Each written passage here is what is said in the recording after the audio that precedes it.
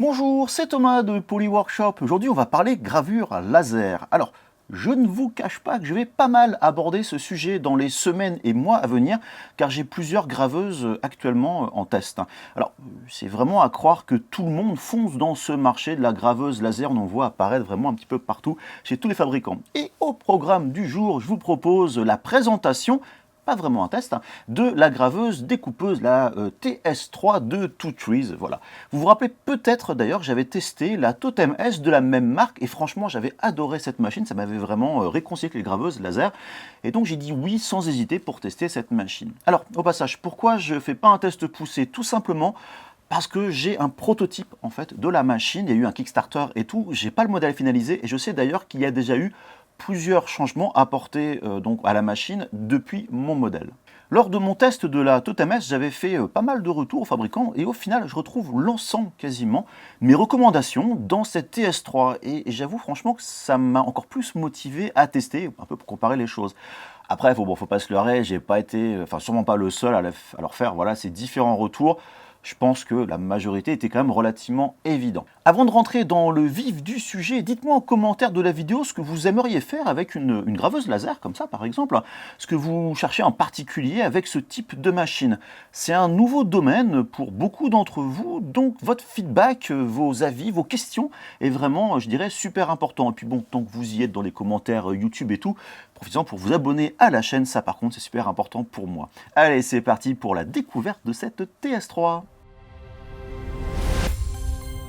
Au niveau des spécifications, chose intéressante, voilà, on a une machine qui est entièrement fermée, ce qui est quand même beaucoup mieux pour la sécurité des utilisateurs. Avec voilà, ce capot en acrylique qui permet d'accéder à la machine. Vous avez bien sûr la tête ici, on va dire, d'impression de gravure, votre tête laser. Le laser est un laser compressé de 10 watts. Alors, elle existe aussi en 5 watts avec un seul laser. Moi, j'ai la version 10 watts avec deux lasers qui vont se concentrer sur un seul point, donc beaucoup plus puissant.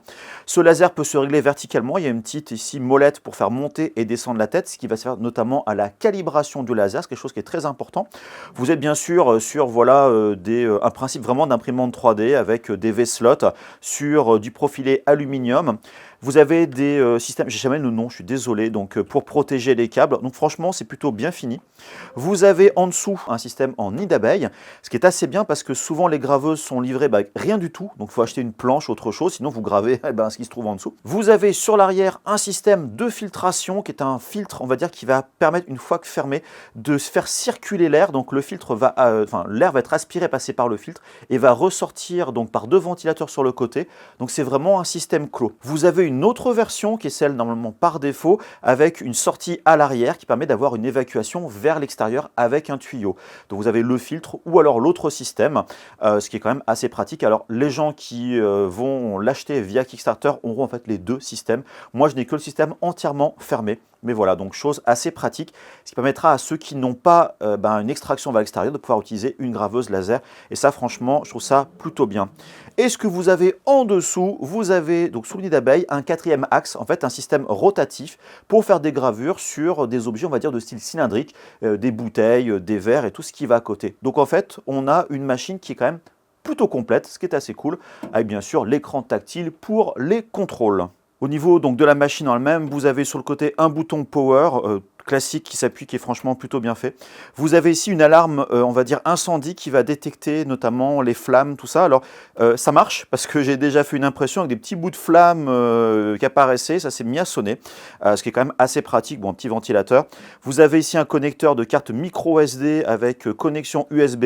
Je vous conseille plutôt d'utiliser, on va dire, une connexion avec un ordinateur, c'est quand même plus efficace. Bien sûr, l'alimentation. Sur l'arrière, vous avez ici cette espèce d'interrupteur qui permet en fait de basculer entre soit l'axe Y pour déplacer horizontalement la graveuse, enfin la tête, ou alors ici pour activer l'axe rotatif au niveau de l'imprimante. Donc voilà, il faut faire attention à ce petit interrupteur, ce qui pourrait au début poser des drôles de surprises. J'ai eu le petit problème, voilà. Et là, le cache que vous voyez ici, c'est simplement en fait pour basculer entre soit le filtre, on va dire, à air, ou alors passer sur un système d'extraction à l'extérieur.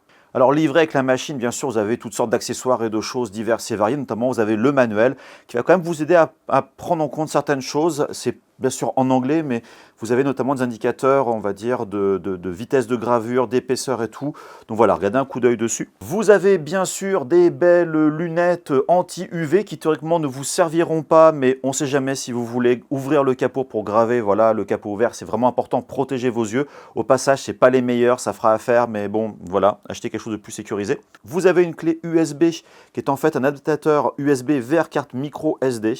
Donc voilà la carte micro SD que vous avez dedans qui va servir éventuellement à transférer des fichiers dans la machine si vous le voulez. Surtout, vous avez les logiciels, les paramètres, etc. donc dedans. Vous avez un système de cale qui va permettre de faire la calibration de votre diode laser par rapport à la distance en fait, entre la diode laser et votre matière à graver ou à découper pour faire la mise au point. Et en fait, vous avez différentes petites pastilles que vous allez pouvoir assembler car en fonction de ce que vous allez faire, soit vous avez besoin d'avoir la mise au point vraiment sur la surface de l'objet, notamment à graver. Mais si c'est de la découpe en fonction de l'épaisseur, vous allez pouvoir en fait enlever simplement des petites pastilles pour pouvoir avoir un focus plus à l'intérieur et mieux attaquer les surfaces voilà, à découper. Vous avez bien évidemment, comme d'habitude, les différents outils pour réparer, ouvrir votre machine. D'ailleurs, ça vous sera peut-être nécessaire comme moi, ça l'a été. Je reviens rapidement sur ce fumée maintenant installée. Je ne vous cache pas que je préfère ce système qui est plutôt vraiment efficace car la ventilation est forte avec ces deux ventilateurs et le tube lui est vraiment assez long pour se glisser, enfin voilà, pour atteindre une fenêtre, une ouverture. Donc au final l'évacuation des fumées est vraiment efficace, bien plus qu'avec le filtre. Alors pour commencer on va parler performance et on va dire qu'il y a un monde avec la Totem S. J'ai pu découper du pain de 12 mm en juste 2 passes. Alors certes c'est un bois qui est vraiment tendre mais quand même.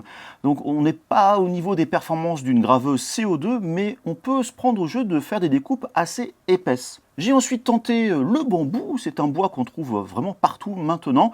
Et juste sur Totem S, si vous vous rappelez, pas mal de difficultés car ressentait en fait les limites du laser.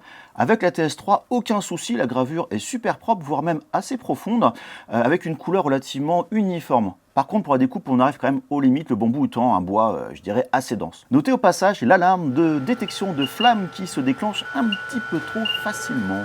Tant qu'on est dans la découpe, elle se fait sans aucune restriction avec du contreplaqué de boulot, voilà, de 2, 3, 4, 5 mm en une ou plusieurs passes. J'hésitais pas mal à faire des découpes avec la Totem S. Ici, c'est bien plus rapide et le résultat est franchement très très propre. Alors je vous épargne la découpe du papier épais, zéro souci là-dessus. L'ardoise se grave sans aucune restriction. Voilà, j'avoue, j'adore graver de l'ardoise, ça rend vraiment vraiment super. J'ai aussi tenté de me faire une carte de visite en métal. Vous trouverez en ligne voilà, des cartes métalliques recouvertes de peinture. Et avec la graveuse, vous allez tout simplement décaper localement selon le motif que vous voulez graver. Ça rend vraiment super sympa comme résultat. Et au passage, j'en ai profité pour en faire une pour un de mes fils qui se rêvait d'avoir une carte SCP de niveau 5. Autre point que j'ai trouvé vraiment cool, c'est l'axe rotatif fourni avec la machine. Ici, pas besoin de bidouiller un truc et tout, c'est intégré directement. Donc voilà, dans la machine, on enlève les plaques, on accède au rouleau et hop, voilà, on grave directement. Alors ici, j'ai tenté deux choses. Tout d'abord, j'ai décapé une espèce de revêtement plastifié assez épais sur une gourde métallique. Ça a marché, mais le résultat est un petit peu bof, c'est pas très précis. En fait, je pense que la matière s'y prête pas du tout. Ensuite, j'ai tenté sur une gourde en métal qui fait assez inox, j'ai aucune idée de ce que c'est. Et on peut dire que là, par contre, ça marche assez bien. Mais il y a une variation de couleur assez importante, ce qui déçoit un petit peu en termes de qualité de résultat, à tester avec d'autres matières. En tout cas, c'est vraiment super d'avoir l'axe rotatif avec cette machine sans que ça soit une option payante. Enfin, un petit peu de gravure, car c'est sûrement quelque chose que beaucoup de gens vont tenter. Alors j'ai commencé par faire quelques tests, enfin quelques grilles tout simplement, pour voir ce qui me donnait le meilleur résultat entre la puissance et la vitesse. A priori, un 80% de puissance à 30 mm par seconde, 30 mm par seconde par habitude, donne un plutôt bon résultat. Donc voilà, il n'y a plus qu'à lancer un petit projet de préférence assez contrasté, et on a plutôt, je dirais, de bons résultats. Alors, je ne vous cache pas que j'ai fait quelques essais pour retrouver les bons réglages, comme ces gravures basées sur illustration de type manga. Maintenant, en conclusion, voilà, il est temps de donner mon avis sur voilà, ma version de la machine. Il y a des points qui étaient ennuyeux, que je vais volontairement omettre, car je sais qu'ils ont été corrigés depuis. En gros, j'ai fait partie des bêta-testeurs qui ont essuyé les plâtres. Pour le positif, pour commencer, j'apprécie beaucoup le fait d'avoir une machine fermée, vraiment fermée, très similaire aux graveuses CO2, comme ma 50 watts. C'est un gage pour moi de sécurité, que ce soit au niveau du faisceau laser, qu'on n'a pas directement que le traitement des fumées. Et là vient le second point, justement, qui concerne ces fumées souvent ignorées par d'autres fabricants. On a deux solutions. Une via un filtre pas parfait, je vous l'avoue, mais toujours bien mieux qu'avoir une graveuse entièrement ouverte. Et l'autre, c'est cette extraction par tube qui est très efficace et par son volume d'air aspiré, ça fait en fait office d'air assist, donc ce qui permet de jouer, enfin indirectement d'améliorer la qualité de vos gravures et vos découpes. Toujours dans le domaine de la sécurité avec cette alarme incendie qui en fait est un gage de sécurité tout simplement. Car avec un laser puissant, c'est facile, sur des matières inflammables, d'avoir des problèmes. Donc mieux vaut avoir ce type de fonction. Le défaut quand même qui va avec, c'est souvent cette espèce de bip bip qui fait du bruit. Et ça peut être un peu énervant. À nombreuses reprises, j'aurais bien voulu la couper, parce que j'étais à côté. Mais justement, voilà, petite note, restez toujours à côté de votre graveuse lorsqu'elle est en fonctionnement. Il y a toujours un risque de feu non négligeable. Autre point que je trouve vraiment super, c'est l'équipement qui est complet de la machine. Elle marche autant de façon autonome, via des fichiers sur carte micro SD, ou via Wi-Fi par navigateur ou application mobile dédiée, ou enfin, on va dire, via l'USB. J'ai principalement utilisé cette connexion USB, notamment avec Lightburn.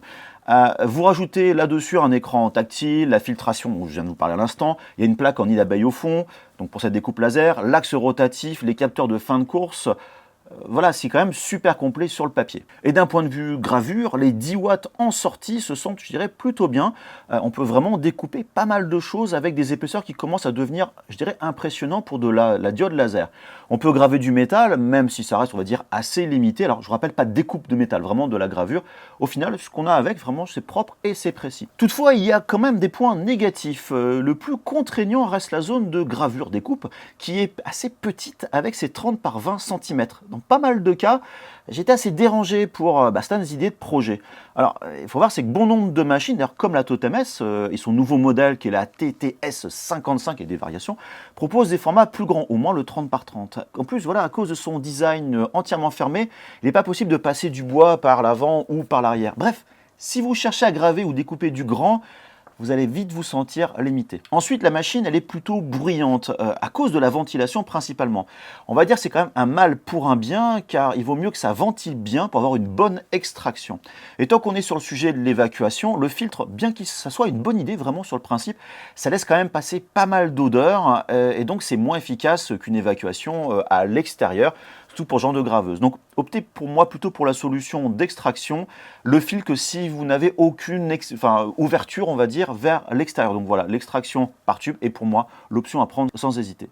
Enfin, il y a des petits détails, voilà, difficiles à évaluer si c'était dû à ma machine, qui était un prototype ou c'est pareil sur toutes les machines, mais j'ai dû resserrer pas mal de choses à l'arrivée, que ce soit les excentriques, qui sont assez durs à atteindre, voilà, au passage, la tension des courroies, ou alors le petit film de protection au niveau de l'écran qui s'enlève mal. Donc voilà, c'est pas forcément crucial, mais il faut aller là-dessus. Bref, c'est pour moi une machine vraiment intéressante, surtout pour les personnes qui veulent se lancer dans la gravure laser et qui sont, et ça c'est très normal, on va dire très attentifs sur la sécurité. La machine se veut très polyvalente par toutes ses fonctionnalités, donc justement le 4M axe, l'axe rotatif, etc. Elle se connecte très très bien en fait aux différents logiciels, qui soient gratuits ou payants comme Lightburn, ce que j'utilise. Donc voilà, il y a la polyvalence, c'est efficace, c'est sécurité, on va dire c'est en sécurité, donc voilà, un très bon choix en ce qui me concerne. Bon, sur ce, c'est pas tout, mais j'ai quelques projets de gravure qui m'attendent, que je vais d'ailleurs continuer à partager. Notamment, j'ai un petit projet que je vais faire avec cette machine-là et une autre imprimante 3D. Voilà, donc pas mal de choses à faire avec cette TS3. Donc n'hésitez pas à partager aussi vos projets créatifs qui soient basés sur du laser, de l'impression 3D ou bien d'autres choses sur le serveur Discord de Polyworkshop. Donc rejoignez la communauté. Et comme d'habitude, suivez-moi sur les médias sociaux, voilà, Instagram, Twitter, Facebook, TikTok et compagnie. Et comme toujours, n'oubliez pas, soyez créatifs, ça c'est le plus important. Allez, bye bye!